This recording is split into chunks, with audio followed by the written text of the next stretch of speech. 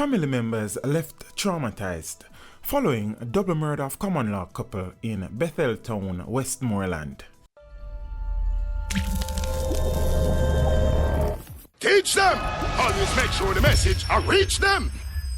A man and a woman were shot dead by unknown assailants in Westmoreland on Wednesday night, October 24. The attack took place on Mall Road in the parish. The deceased have been identified as 40-year-old Casonal McPherson, also called Speng, and his 29-year-old girlfriend, Nikisha Saunderson. The couple was shot and killed while they walked from a bar which they both operate in the area. Reports from the Betheltown police are that about 8:30 p.m. on Wednesday, McPherson and Saunderson were in the vicinity of a bar when they were ambushed by armed men.